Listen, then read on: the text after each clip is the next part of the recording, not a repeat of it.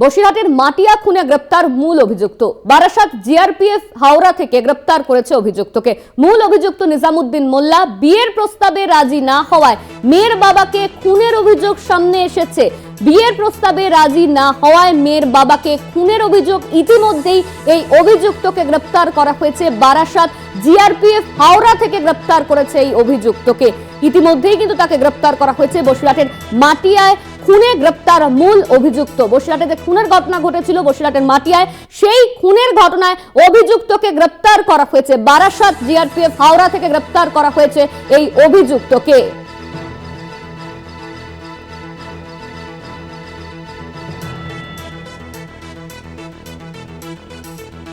সঞ্জিত চক্রবর্তী আমাদের সঙ্গে ফোন লাইনে রয়েছে। সঞ্জিত, বসিরহাটের মাটিয়া খুনে গ্রেপ্তার মূল অভিযুক্ত, এই নিয়ে কি আপডেট রয়েছে? দেখো, এই মূল অভিযুক্তর খোঁজে কিন্তু ইতিমধ্যে তার বিরুদ্ধে অভিযোগ দায়ের করা ছিল বারাসাত জিআরপিতে, এবং কিন্তু পুলিশ এবং একদিকে রেল পুলিশ যৌথভাবে কিন্তু তদন্ত শুরু করেছে। যা তুমি জানো, বসিরহাটের যে মাটিয়া যে ঘোড়ারাস যে মালতীপুর স্টেশন থেকে বাড়ি ফেরার সবজি ব্যবসায়ী বছর 55 যে জব্বার মোল্লা, তার পিছন দিক থেকে দাঁড়ে কুপিয়ে খুন করার অভিযোগ ছিল এই নিজামুদ্দিন মোল্লার বিরুদ্ধে। এবং যে দাবি উঠেছিল মৃতের পরিবারের, তার পরিবারের বিয়েতে রাজি না হয়, অর্থাৎ বিয়ে প্রস্তাব দিয়েছিল, তাদের রাজি না হয় তাকে পরিকল্পিতভাবে হত্যা করা হয়েছে।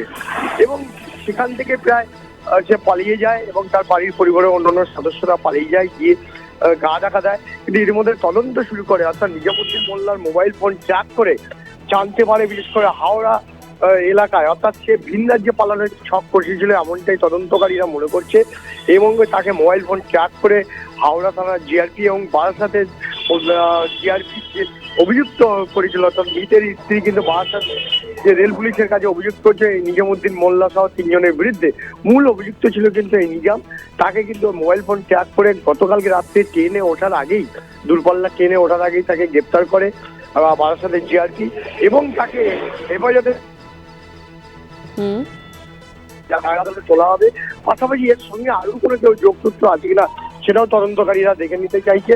পাশাপাশি এই নিজামুদ্দিন মোল্লা কিন্তু মূল অভিযুক্ত বলে এমনটা ধারণা করছে তদন্তকারীরা।